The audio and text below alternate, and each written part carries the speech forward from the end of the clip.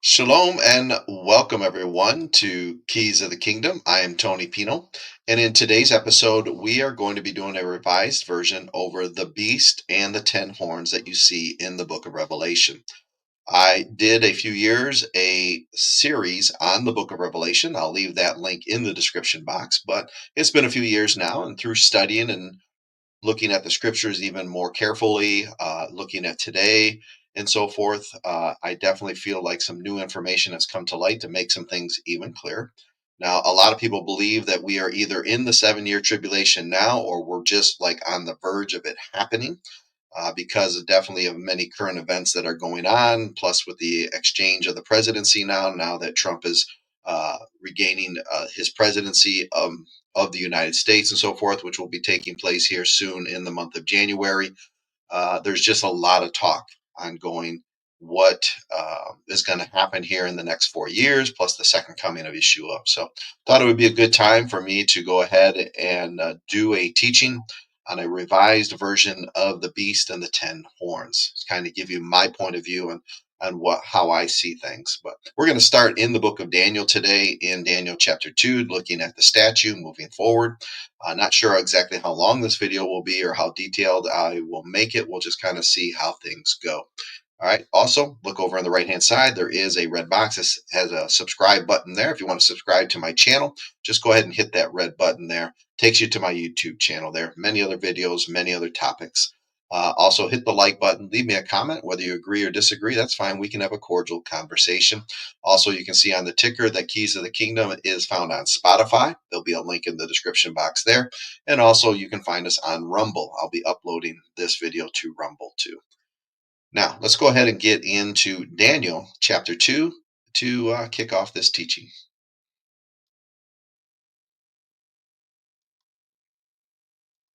All right, so here we are in Daniel chapter 2. As you can see, I'm going to use the New American Standard Bible here. Also, as we go forward, I'm going to start with verse 40. But as you can see, these titles here, these are man-made titles, right? Whoever did this version here believes that the fourth kingdom that is being spoken of in the book of Daniel, chapter 2, when it comes to the statue. They believe that fourth kingdom is Rome, but that's just their opinion. I do not believe it is Rome, and I'll give you reasons why here. But when we're looking at the statue, always remember that that fourth kingdom does not have a name. And I think that's pretty vital on why it doesn't give it a name. We know the other kingdoms of the statue, they'll be clear within the book of Daniel what they are, but the fourth kingdom is never given a specific name. So, starting with verse 40 here, it says, Then there will be a fourth kingdom as strong as iron, inasmuch as iron crushes and shatters all things, so like iron that breaks in pieces, it will crush and break all these into pieces. So that's a characteristic of this fourth empire. And so many people think that that was Rome. I do not. We'll also talk about the Ottoman Empire, where I would lean towards more of that being a characteristic of the fourth kingdom. But now that I've been doing further study on it, the fourth kingdom really seems to be more future. That's why it's not given a specific name. So we'll talk a little bit as we go forward, but this, I believe, is mainly speaking of a future kingdom that we see in the book of Revelation, because we're going to see the entire beast coming up out of the sea there, and it will involve all these kingdoms together as one beast. So here in verse 41, it says, In that you saw the feet and toes partly of potter's clay and partly of iron, it will be a divided kingdom, but it will have in the toughness of iron, inasmuch as you saw the iron mixed with common clay, as the toes of the feet were partly of iron and partly of potter, so some of the kingdom will be strong and part of it will be brittle. And in that you saw the iron mixed with common clay. They will combine with one another in the seed of men, but they will not adhere to one another, even as iron does not combine with pottery. All right, so looking at this, one thing you have to realize that when we look at the statue, it's going to have 10 toes. The 10 toes are all included in this final kingdom. They're there all at one time. So I'm not looking for a succession of kings, like some people try to make it into the Roman Empire and they'll have 10 succeeding kings. No, these 10 toes here are ruling at the same time. They're all part of that kingdom, right? And so, same thing with the Ottoman Empire. Ottoman Empire did not have 10 kings ruling at the same time, but they're aspects of the Roman Empire, aspects of the Ottoman Empire that are involved in here. And so, there are some important information that we need to know about those empires when it comes to this fourth and final beast. But yes, there are 10 toes here, and they are not mixing well together, right? Iron and clay not mixing well. I have a tendency to believe that this is kind of showing the political aspect of this empire in the future here. When it talks about the mingling of the seed of men, this for me more leans towards marriages, different types of marriages that, of course, in Bible days, they would do that to form alliances. And it didn't always mean it formed a strong alliance, right, between the other nations. But we saw Solomon having so many wives because he was forming alliances with other countries. So this is where I more lean towards. I know that some people try to get into the Nephilim and the angels mixing with the daughters of men and so forth. I'm more leaning towards this is about marriages, political marriages that are occurring here within this kingdom. Okay. And so I'm not knowing any of this type of information that is here today. So this is another reasons why I think the fourth kingdom has not even formed yet. Okay, and it's going to be a kingdom with kings. So no, it's not going to. They're going. It's going to be a kingdom. The kingdom has a specific landmass, right? It's got people in it. So this one's going to have 10 kings, and it's going to form a specific kingdom. Okay, and so we're just going to have to be careful. I don't think you're going to be able to make this into like the what is that? The World Health Organization, so forth, because of COVID and everything. People were trying to say, okay, it's going to be that group of leaders that come together and try and form an alliance and so forth. No, these are kings in a kingdom here. And we have to understand this from the Bible perspective. These will be, of course, world leaders, but they will be the leaders of their countries, right? Of their specific areas. And so, yes, I would definitely lean towards this forming a fourth kingdom. It will become one kingdom here. All right, as we move forward, it says, in the days of those kings, the God of heaven will set up a kingdom which will never be destroyed, and that kingdom will not be left for another people. It will crush and put an end to all of these kingdoms. Okay, this means all the kingdoms in the statue. So, though there is going to be, in many ways, with this statue, there's going to be current kingdoms in the days of Daniel and so forth, and shortly after Daniel. This kingdom, I think we're going to see because of the book of Revelation, is going to, in a sense, rise again. This statue, all these kingdoms are going to be shown in the beast in the book of Revelation. And so, this is a time when the kingdom will be destroyed by what? By a kingdom set up by Yahweh. Okay, so that's why, again, that kingdom is being set up by Yeshua, right? And so a lot of these kingdoms were not even in place before Yeshua. Sorry, they were already in place prior to Yeshua coming. So I do believe that there's going to be a rising of these kingdoms in the future. We'll talk about that more when we get to the book of Revelation, because this statue is going to be destroyed all at one time. And so, though this statue has a current value in the time of Daniel, it is also speaking of a future kingdom that will have all of these kingdoms that are spoken of in this statue in the future. They will all become one. Okay, and we'll show you that within the beast in the book of Revelation. So again, it says here, in the days of these kings, or those kings, meaning the statue, the God of heaven will set up a kingdom which will never be destroyed. Okay, he didn't set that up in the time of Daniel. This is future. And that kingdom will not be left for another people. All right, this is the second coming of Yeshua, in my opinion. It will crush and put an end to all of these kingdoms. So all of these kingdoms are going to be part of the beast in the book of Revelation in the future. But it will itself endure forever. So for me, this will be the millennial reign time going forward, right? Inasmuch as you saw a stone was cut out of the mountain without hands, and that it crushed the iron, the bronze, the clay, the silver, and the gold, the great God has made known to the king what will take place in the future. So the dream is true and the interpretation is trustworthy. So I believe that when Yeshua returns, he will crush all of these kingdoms because they'll be part of the beast at one time. So there is definitely a future aspect of this kingdom that a lot of people don't talk about.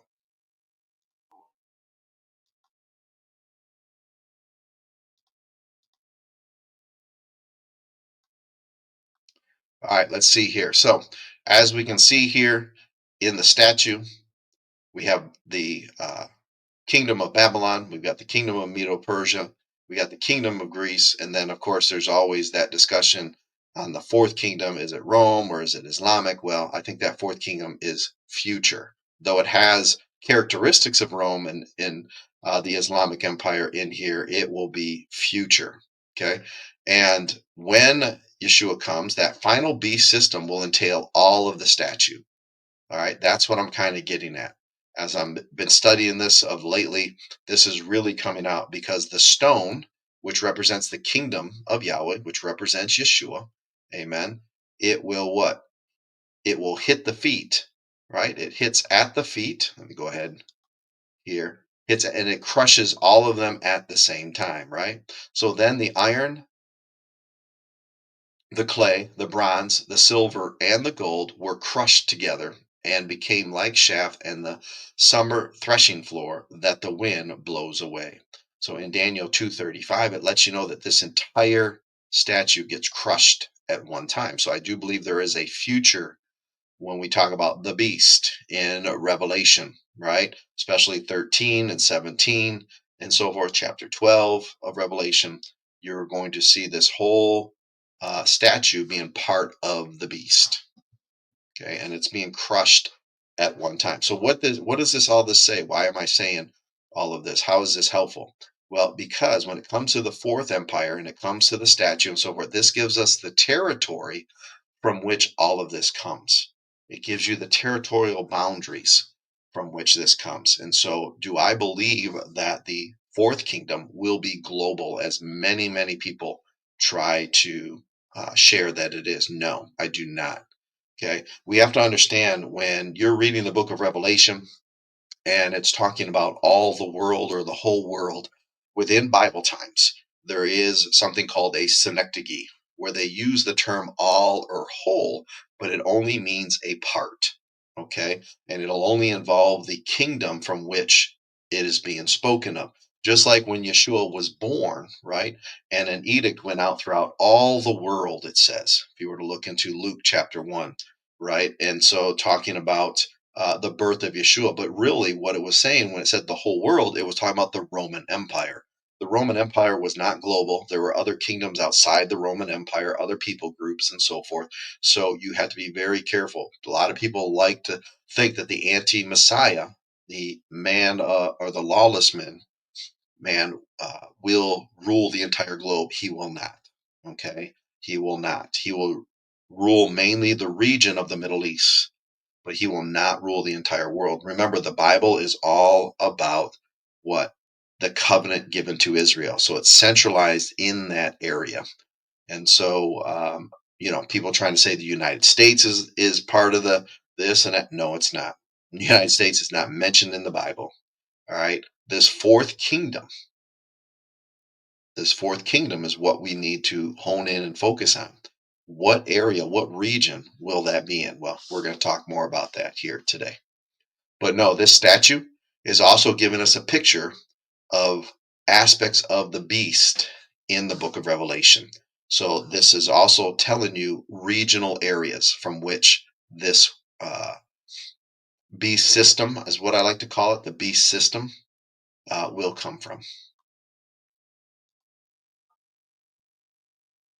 All right, so next we want to move over into Daniel chapter 7.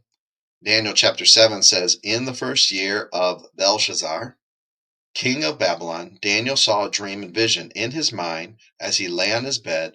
Then he wrote the dream down and related the following summary of it. Daniel said, I was looking in my vision by night, and behold, the four winds of heaven were stirring up the great sea, and four great beasts were coming up from the sea, different from one another. All right, so these four beasts that are coming up, they're coming up from where? The Great Sea. Where's the Great Sea? That's the Mediterranean. So again, this is going to give you territorial area of where these beasts are located. Okay, this is not going to be America. So this is something that you got to hone in on and understand. The Great Sea is the Mediterranean, right? And it says, and four great beasts were coming up from the sea representing the peoples and so forth from that area, okay, different from one another. The first one was like a lion and had wings of an eagle. I kept looking until its wings were plucked and it was lifted up from the ground and made to stand on 2 feet like a human. Mine was given to it, and behold, another beast, a second, resembling a bear, and it was raised up on one side. 3 ribs were in the mouth between its teeth. And thus they said to it, arise, devour much flesh. After this I kept looking, and behold, another one like a leopard, which was on its back 4 wings of a bird. The beast also had 4 heads, and dominion was given to it. After this, kept looking in the night vision, and behold, a fourth beast, dreadful and terrifying, extremely strong, and it had large iron teeth. It devoured and crushed and trampled down the remainder with its feet, and it was different from all the beasts that were before it, and it had 10 horns. Okay, so again, these 10 horns are there simultaneously on this fourth beast. I think this fourth beast for me is future. Okay. Never in Romans' time did they had 10 ruling kings all at the same time. Same thing with the Ottoman Empire. They did not have 10 ruling kings at the same time. So again, this fourth beast does not have a name. It comes up from the Great Sea, which tells you it's Middle Eastern, from the Middle East area. So no, not America, not Europe, and so forth. Says, while I was contemplating the horns, behold, another horn, a little horn, came up from among them, and 3 of the first horns were pulled out by the roots before it. And behold, this horn possessed eyes like the eyes of a man, and a mouth uttering great boasts. So this little horn here, we've seen foreshadows of this little horn. Today is the 8th day of Hanukkah. Amen. And we celebrate Hanukkah for the victory that Yahweh gave Israel over the Grecian Empire, and Antiochus IV is a foreshadow of the man of lawlessness to come. He is one that we look to. This is one of the reasons why we celebrate Hanukkah, is the faithfulness of Yahweh, the faithfulness of Yeshua to his covenant people. And of course, it also reflects a Hanukkah to come. In the final days, there will be someone like Antiochus IV that will arise and come forth, right, and defile the temple and set up an image within the temple grounds that will speak and so forth. And so studying Hanukkah, understanding the faithfulness of Yeshua, faithfulness of Yahweh to the covenants of Israel is key to also understanding the end times, because everything centralizes around the covenants made to Israel. And so all you have to do also is, if this is true, and we could go through the book of Daniel, especially chapter 11, showing where Hanukkah is, but then how it gets catapulted into the future. There's things in the book of Daniel, chapter 11, that don't speak of the time of Hanukkah, of Antiochus IV. They're more of a future implication there. But Antiochus IV is a foreshadow, in my opinion. So that also kind of gives you an understanding of where the little horn will come from. Study the Seleucid Empire, the empire and territorial bounds and area of Antiochus IV, and that will give you an idea, in my opinion, where the little horn comes from. And it comes up from within the 10. So wherever these 10 kings are that form this fourth beast, this territorial area, which I believe will be in the Middle East, not global, but this is where the little horn will come up. right? It will come up from among them. So why do I believe that we are not close to the second coming of Yeshua yet? Is we do not have the 10 horns. Okay. The 10 horns represent kings. All right. We got to understand the Bible represent kings, world leaders of countries. Okay. And so, no, they can't be just representatives and stuff and forming different committees for the World Health Organization and so forth. No, that is not lining up with scripture, in my opinion. So these will be leaders of countries forming one kingdom. We have not seen that happen yet. That did not happen in the Roman Empire time, and it did not happen in the Ottoman Empire time. Okay. So, yes, this little horn is going to come up from among them, pluck 3 horns, okay, from the root, right? All right, let's skip down here to verse 11. Then I kept looking because of the sound of the boastful words which the horn, meaning that little horn, was speaking. I kept looking until the beast was slain and its body was destroyed, given to the burning fire. As for the rest of the beasts, their dominion was taken away, but an extension of life was granted to them for an appointed period of time.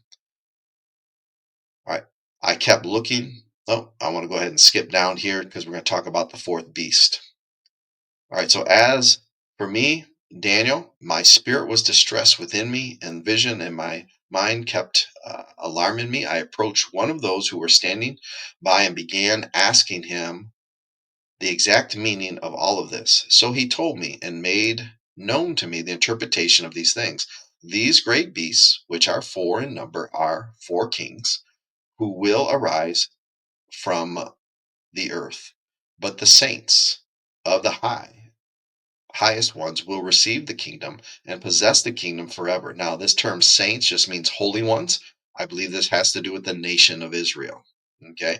The nation of Israel is going to receive the kingdom, and then that kingdom will go forth into all the world. So we have to understand covenants. We have to understand that Yahweh made his covenant with Israel. They are his holy people, meaning set apart people. It doesn't mean that everyone has salvation. Okay. But it does mean that they are an appointed people set apart. We have Gentiles that are grafted in, that become set apart people through faith in Yeshua. There's always been Gentiles part of Israel. It was always a requirement that you have faith and trust in Yahweh, and you can be part of the covenants. Okay, it didn't matter if it was before Yeshua or after Yeshua. But there is a end time receiving of this kingdom, and it's going to be, to me, to the nation of Israel and all of those grafted in, all of those who are a part of Israel and her covenants. All right, so then verse 19. Then I desired to know the exact meaning of the fourth beast, which was different from all others, exceedingly dreadful, with its teeth of iron and its claws of bronze, which devoured, crushed, and trampled down the remainder with its feet, and the meaning of the 10 horns that were on its head and on the other horn, which came up, and before which 3 of them fell, namely, that horn which had eyes and a mouth uttering great boasts, and which was larger in appearance than its associates. I kept looking, and that horn was waging war with the holy ones and overpowering them until the Ancient of Days came and judged. Judgment was passed in favor of the holy ones of the highest one, and time arrived when the holy ones took possession of the kingdom. Okay, this for me is the second coming of Yeshua. This is Israel taking possession of the kingdom. When Yeshua comes and he rules and reigns, he is the king of Israel. He is the Lion of Judah. And so much of what we see here when we say saints, I believe we are speaking of Israel, right? And if you are a Gentile who's grafted into Israel's covenants, then you are of the commonwealth of Israel, as Ephesians 2 makes very clear. So this does not exclude Gentiles. We just simply become part of the kingdom. All right, so verse 23, thus he said, the fourth beast will be a fourth kingdom on the earth, which will be different from all other kingdoms and will devour the whole earth and tread it down and crush it. So again, this for me is a synecdoche. Okay, this is going to be the Middle East area, and I believe because you see aspects of Rome and the Ottoman Empire within this fourth beast. It's helping to give us a territorial boundary. Okay. So when I look at the Roman Empire, when I look at the Ottoman Empire, and I mainly lean towards the Ottoman Empire because that was the one that crushed, that was the one that devoured, right? It actually forced everyone to convert to another religion. They were worshiping Allah, right? All when it came to Rome, they had many gods. But no, the Ottoman Empire condensed it into worshiping the one false god, Allah, right? And so they forced everyone to change and only worship Allah and be under their control. They pillaged uh, the resources from the kingdom from which they created and developed.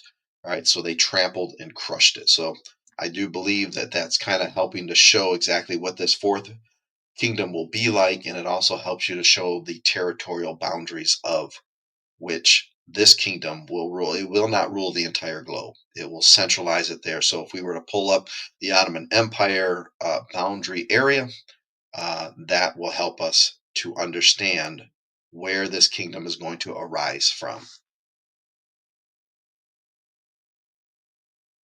All right, verse 25, talking about the little horn, he will speak out against the Most High and wear down the saints, the holy ones of the Most High, and he will intend to make alterations in times and in law. All right, they will be given into his hand for a time, times, and half a time. Okay, now, so that's why when we look at this fourth beast, and if you wanted to talk about a kingdom that did this, that changed and altered times and laws, that would be the Islamic Empire, the Ottoman Empire. Now, you may be wondering, why am I jumping ahead? And all of this is because when we get to the book of Revelation, I've already studied out the seven heads, right? And so I do believe that Rome is in the seven heads, and also the Ottoman Empire is in the seven heads, and it makes up the entire beast there. So that's where I'm getting that this fourth beast is going to have aspects and characters within it that reflect the Roman Empire and the Ottoman Empire. And when you talk about the seven heads in the book of Revelation, that gives us the territorial boundaries from which this system will be from, the beast system or the beast empire. So it will entail a lot of the territorial boundaries of those kingdoms.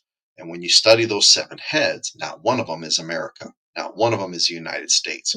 So I truly believe that those of you that hold that the U.S. is part of the beast system, that is one of the 10 kings or the 10 horns or whatnot, I think you're sadly mistaken, because those 10 kings, those 10 horns, they will be ruling all at the same time. They are within the beast system, and that beast system having seven heads with those seven kingdoms tells us the territorial area from which they will come.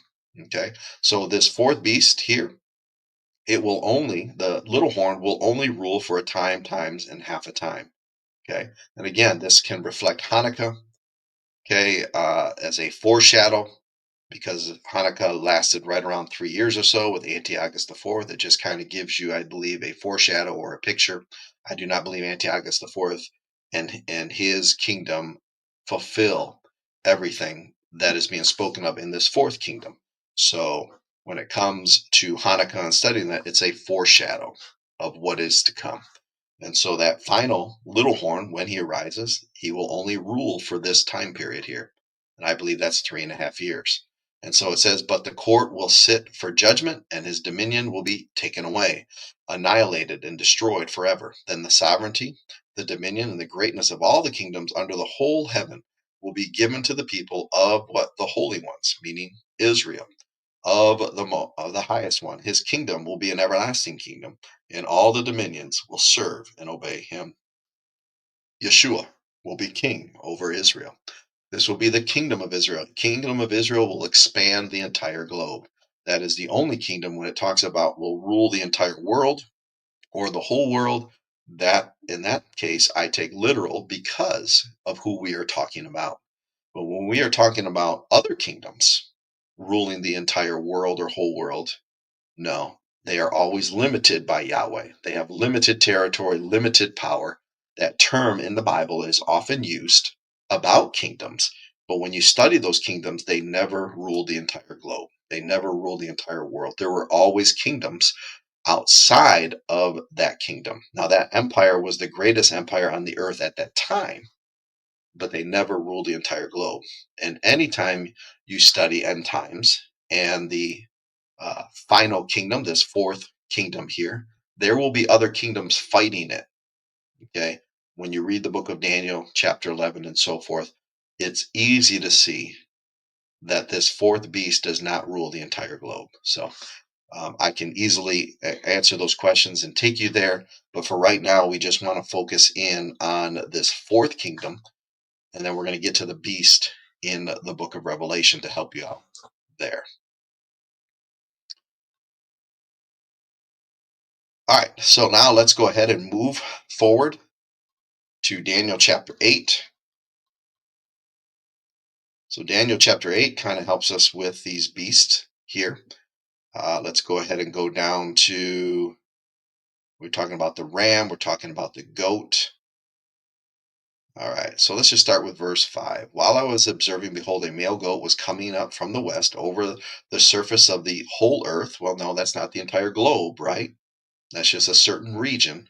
So again, this is a synecdoche without touching the ground, and the goat had conspicuous horns between his eyes. He came up to the ram that had the two horns, which I had seen standing in front of the canal, and rushed at him in a mighty wrath. I saw him come beside the ram, and he was enraged at him, and he struck the ram and shattered his two horns, and the ram had no strength to withstand him. So he hurled him to the ground, trampled him, and there was none to rescue the ram from the power. Then the male goat magnified himself exceedingly. But as soon as he was mighty, the large horn was broken, and in its place there came up four conspicuous horns between the four winds of heaven. Out of one of them came four, a rather small horn, which grew exceedingly great toward the south, toward the east, and toward the beautiful land meaning Israel. It grew up to the host of heaven and caused some of the hosts and some of the stars to fall to the earth, and it trampled them down. It even magnified itself to be equal with the commander of the hosts, and it removed the regular sacrifice from him, and the place of his sanctuary was thrown down. Okay. So this obviously has to do with spiritual warfare, spiritual in the heavenlies. This could be reflecting Revelation 12, where the dragon comes and his tail draws a third of the stars and they are cast to the earth. So there is some things we could talk about there if we needed to. So I just want you to begin to see that Daniel is also prophesying some things that you see in the book of Revelation, right?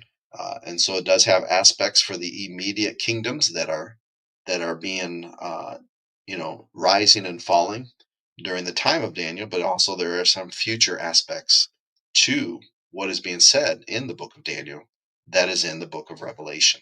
Okay. All right. So verse 11, it even magnified itself to be equal with the commander of the host, and it removed the regular sacrifice from him, and the place of his sanctuary was thrown down. Okay. This is also a reflection again of Hanukkah, where Antiochus IV did that. Okay.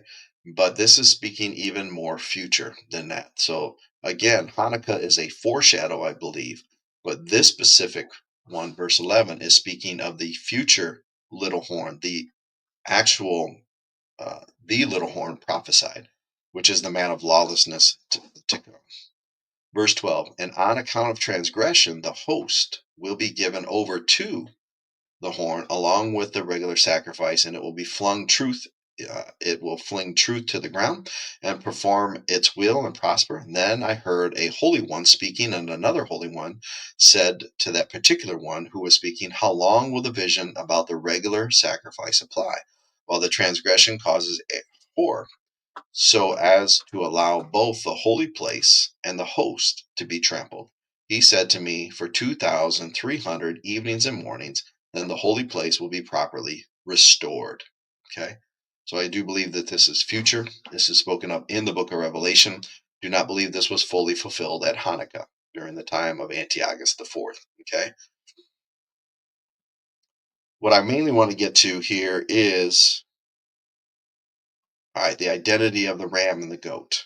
Okay, so the ram, which you saw with two horns, represents the kings of Media and Persia, right? So we saw that with the statue. We're seeing this being replicated again in Daniel's time.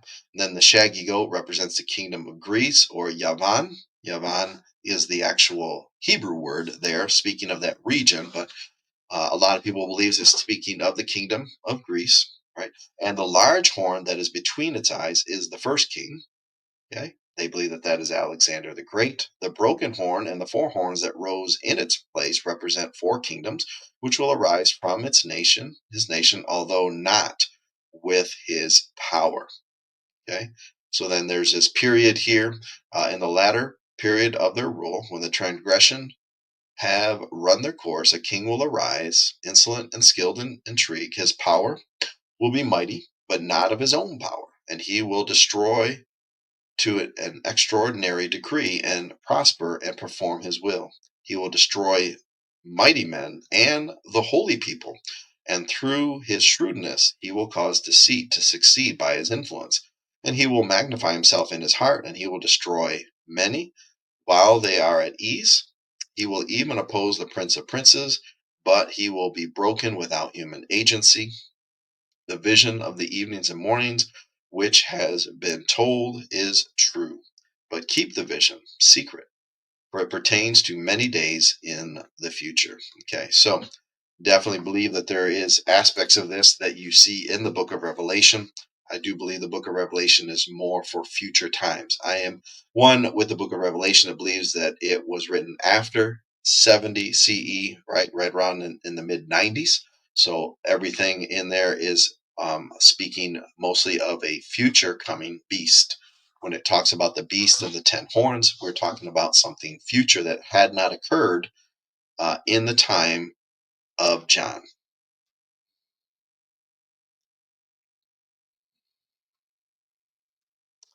All right, so here we see, though, that the little horn rises up out of what? The Grecian Empire.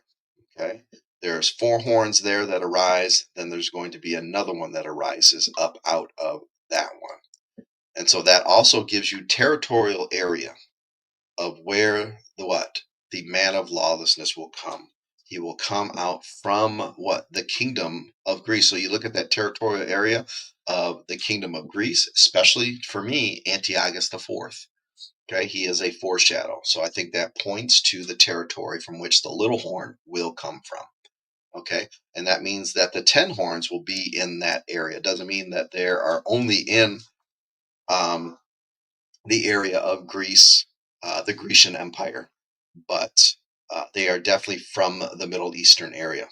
Okay, they are not from America. That's my main. When you study the scriptures, America is not mentioned in the Bible. Okay, they only get that from when they study what they believe to be the end times final empire of the man of lawlessness, and it talks about he will rule the whole world. Everyone jumps to it being global. So then that leaves up any country around the world can make up the 10 horns and so forth. So that's how they can try and include America in that. Sorry, but that is false. That is false. It's not going to happen. All right.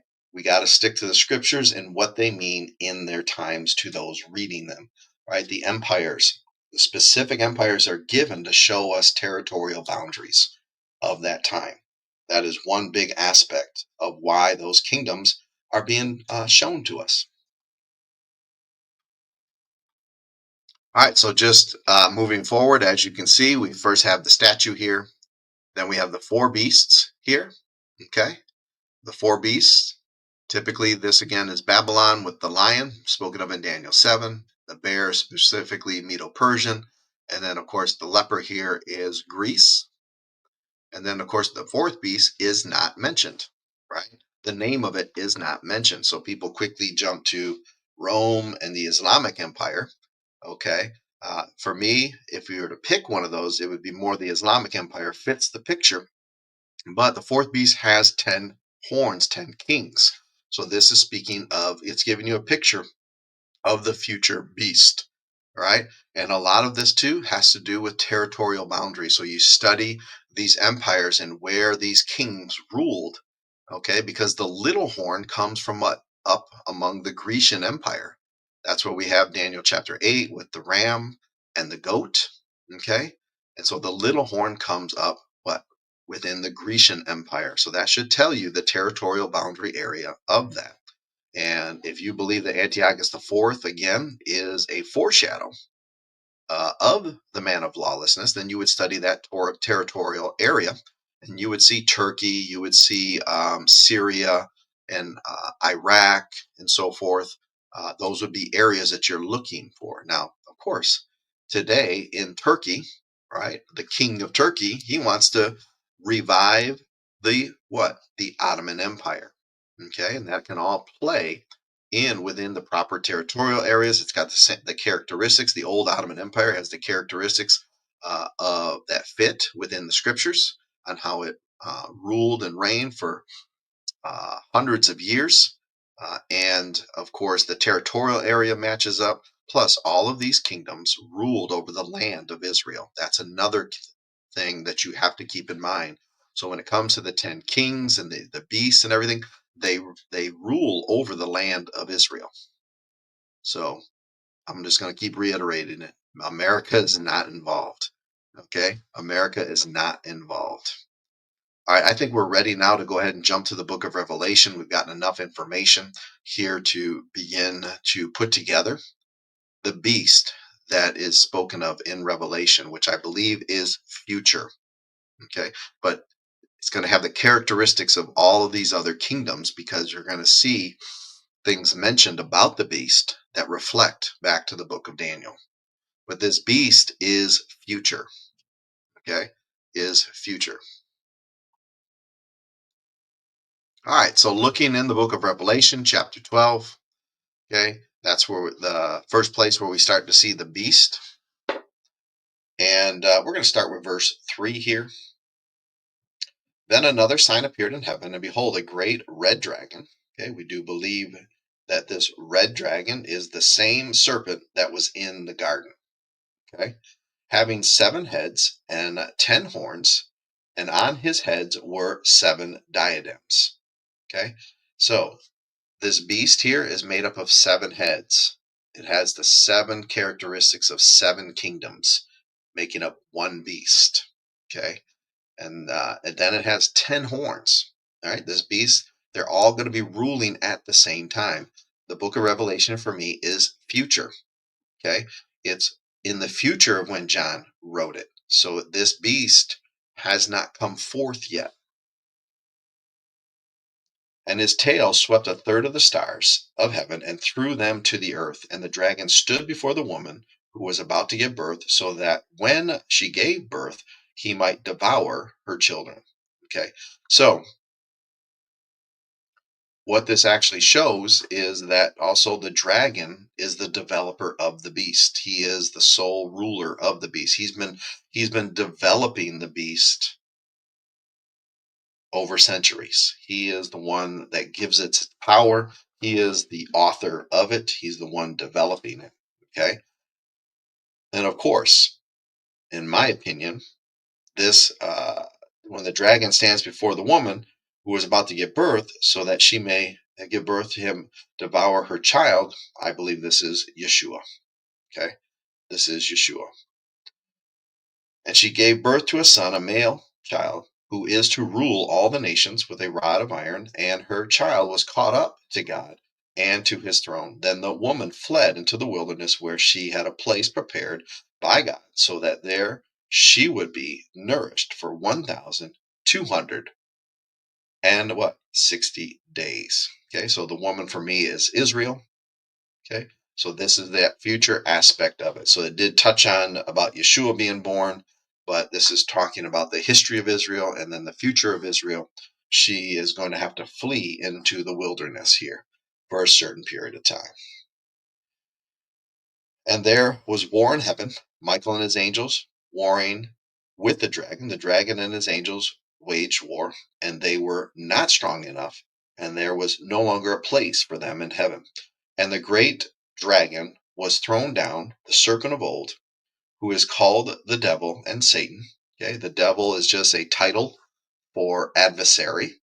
Okay, there are many adversaries throughout the Bible, but the one in the garden was a adversary, and so this particular one is causing this issue and problems right here, called the devil, called Satan. It's the old serpent that was in the garden. Okay, who deceives the whole world. He will be thrown down to the earth, and his angels were thrown down with him. Okay. Then I heard a loud voice in heaven saying, now salvation and power and the kingdom of our God and the authority of his Mashiach have come. For the accuser of our brethren has been thrown down, he who accuses them before our God day and night, and they overcame him because of the blood of the Lamb and because of the word of their testimony. So again, this is why this shows me this is future, right? So is there a future fall of more angels to come? I do believe a third of the angels are going to fall here in the future and side with who? With that old serpent, right? But they are not going to have the victory. They are not going to be able to overcome. And how are we going to overcome when all of this occurs? Right? By the word of our testimony. If you are in the tribulation period, you will overcome by the word of your testimony. All right, now I want to go ahead now and go to chapter 13. Let's go ahead and get into it now. Everything's been building up to this point. 13 and 17 are the two chapters that we mainly want to get to, okay? All right. So it says, and the dragon stood on the sand of the seashore. Then I saw a beast coming up out of the sea. Okay, where did we see the fourth beast coming out that had 10 horns? Yeah, the Great Sea. So we already know what region and people groups this is coming out of. It's coming out of the Middle East. So then I saw a beast coming out of the sea, having 10 horns and 7 heads. And on his horns were 10 diadems, and on his heads were blasphemous names. Now, again, these 10 horns are ruling at the same time. So, no, they cannot be Roman Empire, and they cannot be the Islamic Empire. These 10 horns are a future. They still have not come into our existence yet. There's no sign of the 10 horns because they do not have their kingdom. As of right now, there is no kingdom with 10 horns. Okay? All right, and it has 7 heads. These 7 heads represent 7 kingdoms in the past, which tells me that I need to look at those territorial areas and also the characteristics of those heads also tell me that what this beast is going to do. It's going to what? Rule over the land of Israel. Each one of these heads ruled over the land of Israel, ruled over the Israelites. Okay, that's the commonality of them. And so it says here that they had blasphemous names.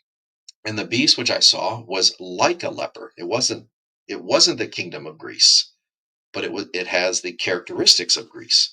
And his feet were like those of a bear. It has the characteristics of the Medo-Persian Empire, but it's not the Medo-Persian Empire. And his mouth is like the mouth of a lion. It has aspects like Babylon, but it's not Babylon. And the dragon gave him his power, right? So in chapter 12, we see that the dragon is the one that developed this beast. And he gives the beast its power and his throne and great authority. I saw one of its heads as if it had been slain, and his fatal wound was healed. So again, as if it had been slain, and his fatal wound was healed. So one of these heads, okay, took a mighty blow, but is still going to be part of this beast system in the future. I believe this is the Ottoman Empire. The Ottoman Empire, I believe, has largely most of the characteristics of the fourth beast you see in Daniel, where it crushes, and it also was an empire that encompassed the other empires, right? The Ottoman Empire ruled over the area of Egypt, Assyria, Babylon. It ruled over the Grecian Empire and so forth. It encompassed all of those. The Roman Empire didn't encompass Babylon. It wasn't It did not conquer Babylon, okay, during its existence. So this is why I don't hold that Rome has a whole lot to do with the beast, though it is one of the heads. So we do have to look at its characteristics, and it was part of the beast. Okay. And so I saw as one of the heads as if it had been slain, and his fatal wound was healed. And the whole earth was amazed and followed after the beast. Does this mean the entire globe? No. But those that are within that beast system. So that beast has 7 heads. I believe if we were to name those heads, it would be what? It'd be Egypt, Assyria, Babylon, Medo-Persia, Greece, Rome, and the Ottoman Empire. Those for me are the 7 heads. Okay. They worship the dragon because he gave his authority to the beast, and they worship the beast, saying, "Who is like the beast and who is able to make war with him? There was given to him a mouth speaking arrogant words and blasphemies, and according to an authority to act for 42 months was given to him." Okay, so again, this little horn's coming up. We saw that it comes up among the 10 horns in the book of Daniel, and it's coming out of the Grecian Empire, that territorial area. Okay, more than likely, I believe that more fits, of course, the Ottoman Empire. We're looking at those characteristics, looking at it coming up from the area of Turkey. Okay, somewhere in that area is kind of where I lean towards. All right. And he opened his mouth in blasphemies against God. He blasphemed his name and his tabernacle, that is, those who dwell in the heaven. It was also given to him to make war with the saints and to overcome them, and authority over every tribe and people and tongue and nation was given to him. Okay, so again, be careful. This is not global. This is just biblical language of a synecdoche of within his empire. He will be given authority over all those there. Okay, all who dwell on the earth will worship him, everyone whose name has not been written from the foundation of the world in the book of life of the Lamb who has been slain. If anyone has ear, let him hear. If anyone is destined for captivity, to captivity he goes. If anyone kills with the sword he must be killed. Here is the perseverance and the faith of the saints. Okay, so within that territorial boundary, it will be people of Israel, and of course, believers in Yeshua. If you are a Gentile, then you will suffer persecution in that area. Will this be global? I do not believe so. Okay, this is just speaking of within the beast system, the beast empire. It has the 7 heads, so it tells you the boundaries from which this empire will come from and rule. So when it does talk about the 7 heads, I believe this includes the boundaries of those empires. Okay, America is not mentioned. Sorry, but it is not mentioned. And so when I look at that, I look at those 7 heads, those 7 empires. I've already named them off for you. That's the territorial area that I look for. Okay. All right, then it says, "Then I saw another beast coming up out of the earth, and he had 2 horns like a lamb, and he spoke as a dragon. He exercises the authority of the first beast in his presence, and he makes the earth and those who dwell in it to worship the first beast." That beast is a beast system. Okay. Okay, whose fatal wound was healed. All right, speaking of one of the heads there. All right, he performed great signs so that he even makes fire come down out of heaven to the earth in the presence of men. Has that happened yet? No. We do not have the anti-Messiah, or the man of lawlessness has not been revealed yet. We do not even have the 10 horns yet. Okay, so we first have to have a kingdom form with the 10 horns. And they will be what? Part of the 7 heads. The 7 heads represent 7 kingdoms that were in the past, but they will rise up together in the future. Amen. And there will be 10 kings within there that will come together. Do we know exactly where from? Definitely from the Middle East area. Okay. All right. And it says here, "And he deceives those who dwell on the earth because of the signs which was given to him to perform in the presence of the beast, telling those who dwell on the earth to make an image to the beast." Okay, this is the empire. This beast is what? It is like a leopard. It has feet like a bear and a mouth like what? Babylon, right? Like a lion. So this beast is future, having all these characteristics of these other empires involved in it. All right. And it was given to him to give breath to the image of the beast, so that the image of the beast would even speak and cause as many as do not worship the image of the beast to be killed. We have no idea what this is going to be because we don't have what? The 10 horns yet. We don't have the beast coming up out of the sea yet. Okay. This empire has not been formed yet. So we can only speculate what this image will be, but it is still in our future. It is not, we are not there yet. Okay. And he causes all, the small and the great, the rich and the poor, and the free men and slaves, to be given a mark on their right hand and on their forehead. And he provides no one will be able to buy or sell except the one who has the mark, either the name of the beast or the number of his name. So again, this will not be global. This will only be within the beast system empire. So will this reach the United States? No, it will not. When we look at those 7 kingdoms, they don't reach the United States. Those 7 heads, no. This beast system, amen, it's already telling us the length and width of what its rule will be. So again, I can take you into different places in Daniel and show you that there are kingdoms. He says that news from the north is going to arise. He's going to get worried about it.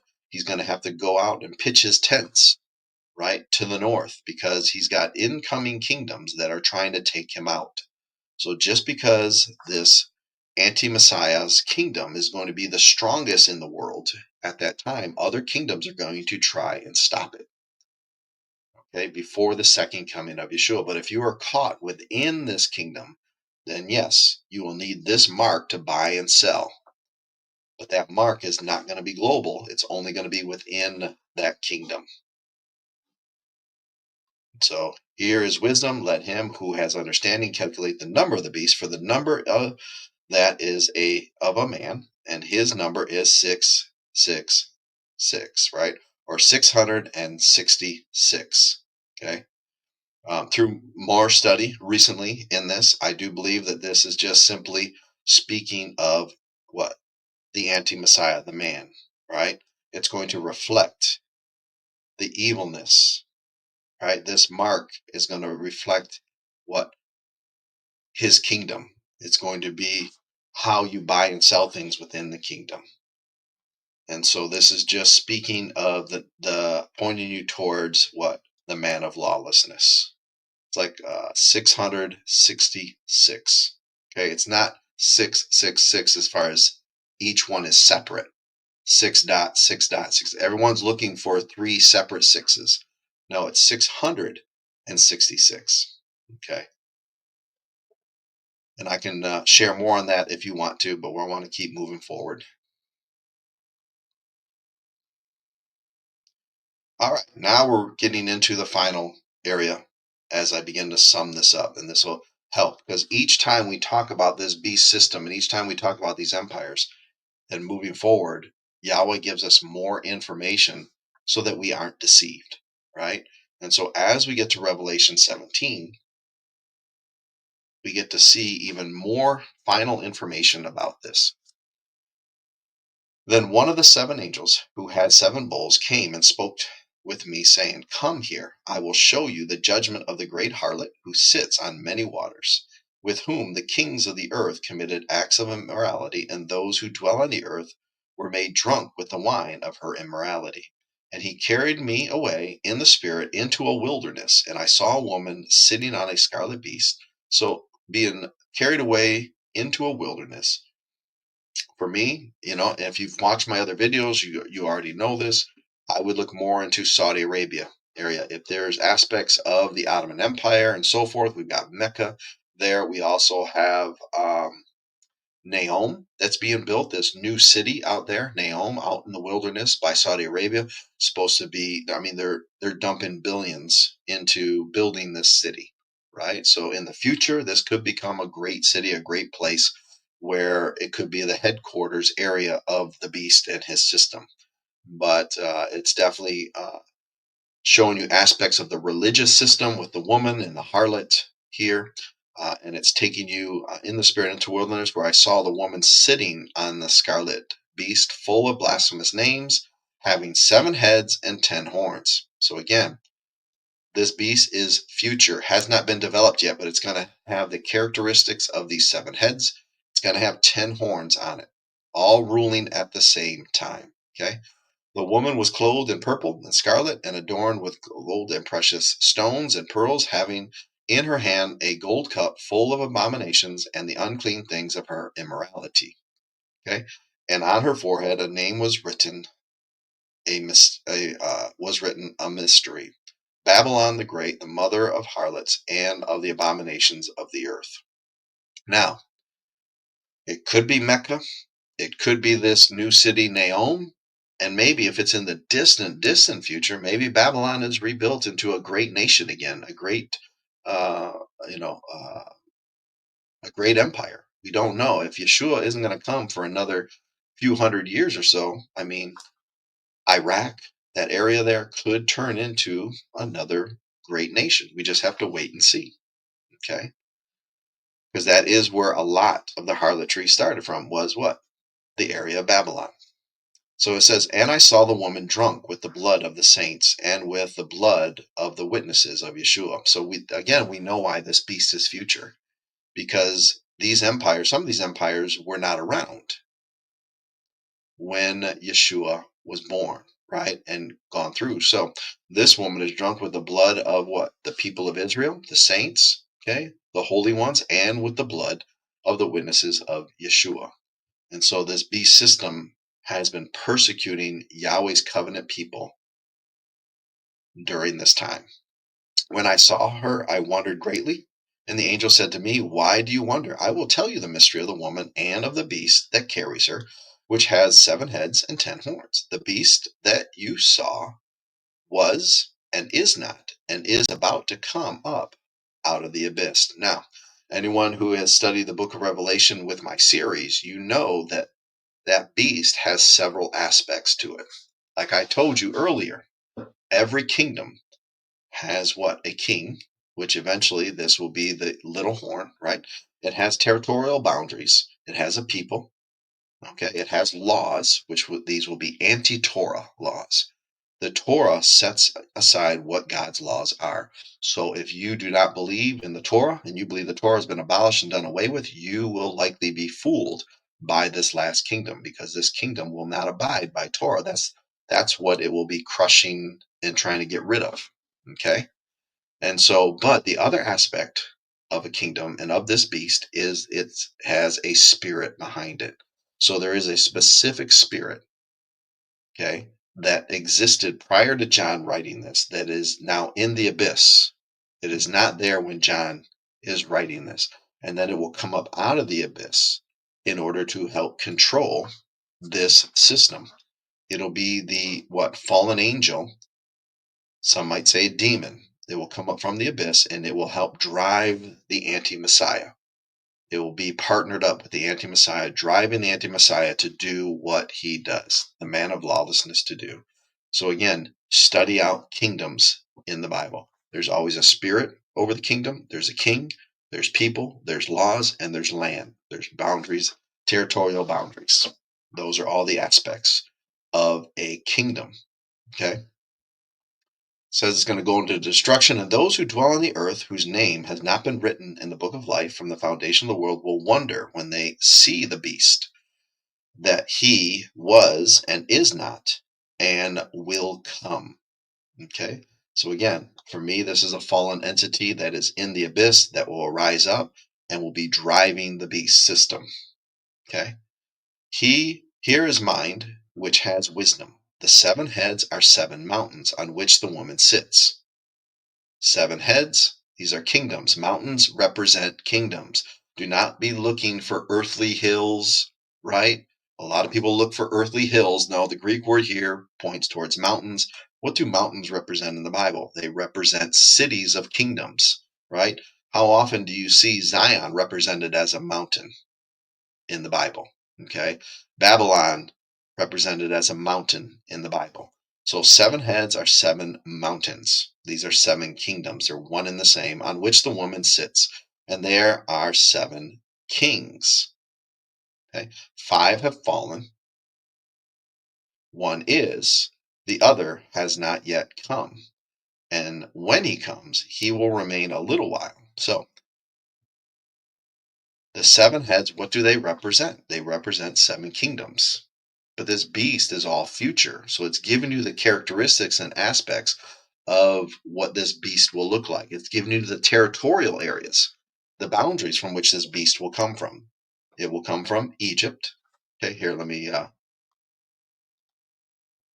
show you.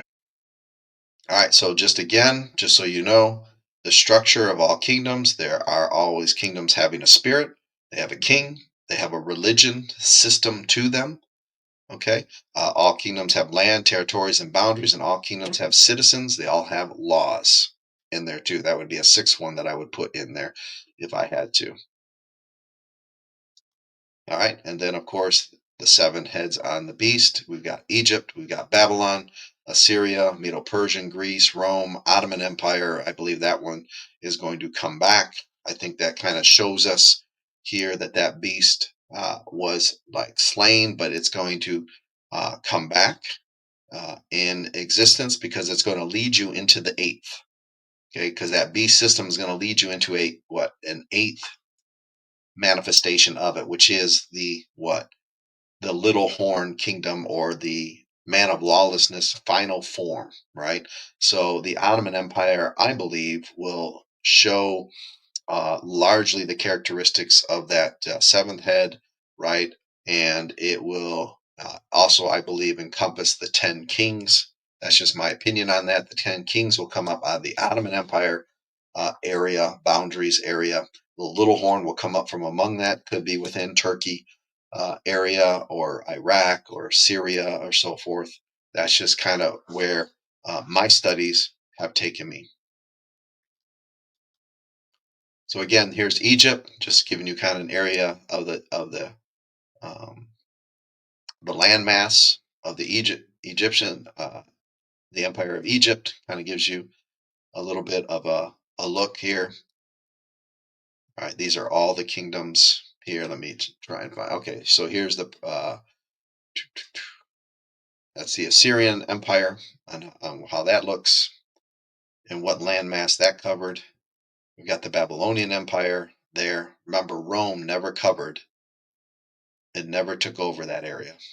Okay, just maybe a small part of it over here because of Israel, but Babylon over here with Iraq and so forth. No, the Roman Empire never took that over. Now the Ottoman Empire did, right? So here's the Medo-Persian Empire.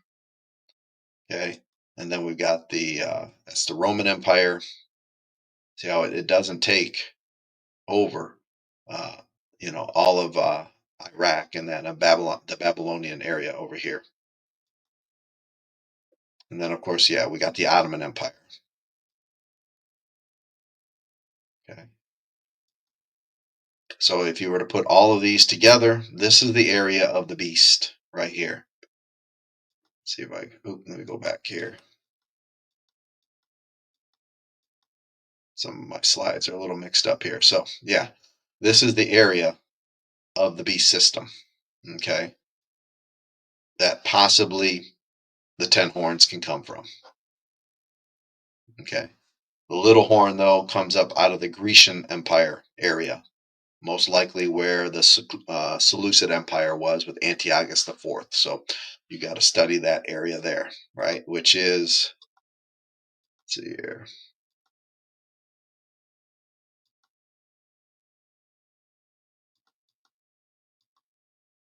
Did I miss it?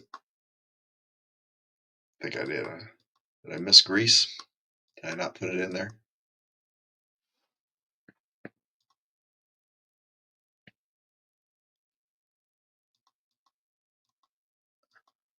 I might have missed that slide.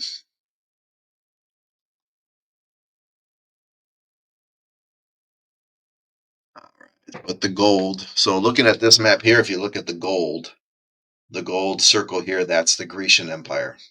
All right, that's where I believe that the anti-Messiah, the man of lawlessness, will come out of. He will come out of that area.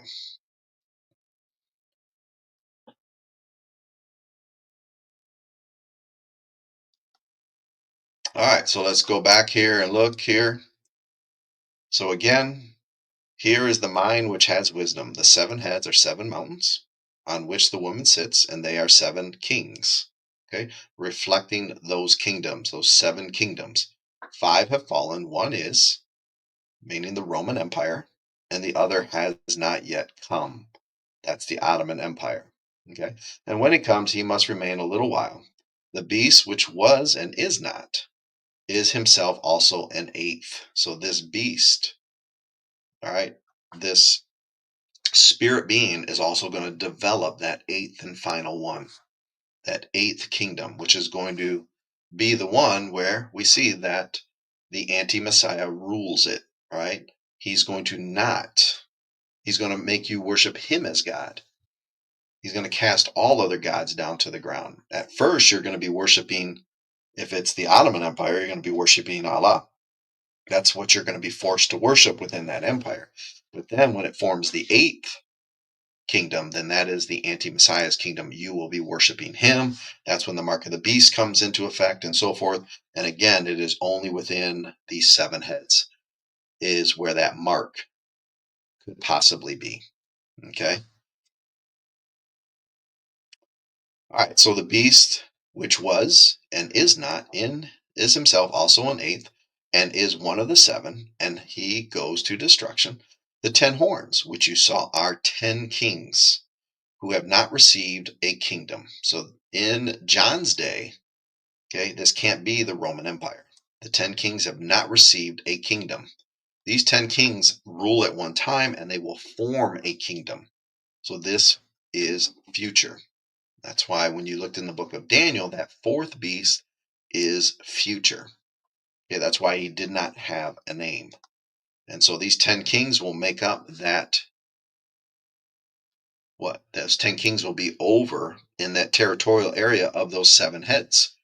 Okay, we don't know exactly where they will arise, but they will form a kingdom. Not 20, not 15, not 7 kings, 10 kings will form an entire empire in that region. Have we seen that happen yet? No. Is there any word of that happening yet? No. There is no word of that happening. I'm not seeing 10 kings arise and controlling that specific area. These are kings. Now, when you read the Bible, again, these are not committees or something to do with just your health, right? The Worldwide Health Organization trying to control you and so forth. No, these are 10 kings. Kings in the Bible mean rulers of countries, heads of the countries, right? All right, so it says the 10 horns which you saw are 10 kings who have not yet received a kingdom, but they receive authority as kings with the beast for 1 hour. Okay, that spirit, right? That entity, that demon spirit, fallen angel. These have one purpose, and they will give power and authority to the beast. These will wage war against the Lamb, and the Lamb will overcome them. So they will specifically be waging war against them. That's Yeshua. That's why this beast is future from John's day forward. Okay, even though it has the aspects of those other kingdoms, those other kingdoms did not fight the Lamb, right? Egypt and Assyria and Babylon and so forth. But this beast encompasses those empires. It encompasses those territories, and they will all fight the Lamb, and the Lamb will overcome them because he is Lord of Lords and King of Kings. How will they fight the Lamb? Believers in Yeshua. Okay, that's how they will war against the Lamb. And those who are with him are called and chosen and faithful. And he said to me, the waters which you saw, where the harlot sits, are peoples and multitudes and nations and tongues. But remember, this is coming out of the great sea, as Daniel chapter 7, verse 2 states. And the 10 horns which you saw, and the beast, these will hate the harlot, and will make her desolate and naked, and will eat her flesh, and will burn her up with fire. So eventually, I believe the little horn will get them to turn on that religious system. Okay.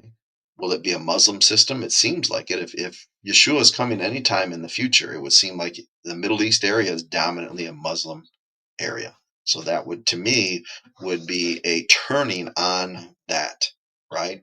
The little horn that rises will be very sympathetic, might even be a Muslim, but definitely sympathetic towards religion. They will be worshiping according to that religion at first with the 10 kings, but then they will turn on it, right? And I believe they will turn on it because the little horn is going to want them to worship him, and they're going to follow along with that. Okay. For God has put it in their hearts to execute his purpose by having a common purpose by giving their kingdom to the beast until the words of God will be fulfilled, giving it to what? That entity, that demon spirit. Okay. The woman whom you saw is the great city, which reigns over the kings of the earth. So this is a city. Okay. Mecca, that area. Could it be Naom? Could it be Babylon? If Babylon is ever rebuilt, the city of Babylon over there could be, right? But it's going to be in the Middle East area. It's not America. It's not somewhere over in Europe. It's not Rome. Okay. It's not the popes. There's never 10 popes ruling at the same time, so forth. So it's no, it's not. It's not the Roman Catholic religion. It's not. It's not going to be the Roman Catholic religion. All right, so moving into chapter 18, after these things, I saw another angel coming down from heaven, having great authority, and the earth was illuminated with her glory. And he cried out with a mighty voice, saying, Fallen, fallen is Babylon the Great. She has become a dwelling place of demons, and a prison of every unclean spirit, and a prison of every unclean and hateful bird. For all the nations have drunk of the wine of the passion of her immorality, and the kings of the earth have committed acts of immorality with her, and the merchants of the earth have become rich by the wealth of her sensuality. Right. So again, this is a synecdoche. So when the beast system forms, it will be dominantly Muslim, I believe, if I'm correct with the Ottoman Empire and so forth. And so those that have partake of that immorality, that um, false religion, then of course they obviously the 10 kings are going to turn on her also, right? And they're going to burn her and destroy her. And so this is just kind of following through with that, but this is just letting you know that that city, wherever that city is, has become that dwelling place for all those demons, all right, to dwell. Yeah, I heard another voice from heaven saying, Come out of her, my people, so that you will not participate in her sins and receive her plagues, for her sins have piled up high as heaven, and God has remembered her iniquities. Pay her back even as she has paid, and given back her double according to her deeds. In the cup of which she has mixed twice as much for her. To the degree that she has glorified herself and lived sensuously, to the same degree give her torment and mourning. For she says in her heart, I sit as a queen, and I am not a widow, and will never see mourning. For this reason, in one day her plague will come, pestilence and mourning and famine, and she will be burned up with fire. For the Lord God, who has who judges her, is strong. And the kings of the earth who committed acts of immorality and lived sensuously with her will weep and lamentate over her when they see the smoke of her burning, standing at distance because of the fear of her torment, saying, Woe, woe, the great city of Babylon, the strong city, for in 1 hour your judgment has come. So, no, this is not America. Right. Is America probably the most corrupt nation in the world right now? Yes. When it comes to looking at its leadership and its rule and all of the blood that is on America right now, uh, and I'm speaking now, this is something that has built up over the years. Yeah, as of right now, we are probably the most corrupt nation in the entire globe, in the entire world. Looking, I'm not speaking for every individual person, I'm speaking for our system, our governmental system right now.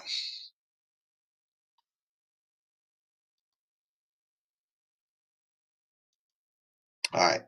So I believe this kind of wraps things up from where I wanted to be to kind of show you some of the updates on my studies over these last few years. So yes, the beast is a future beast that has not come yet.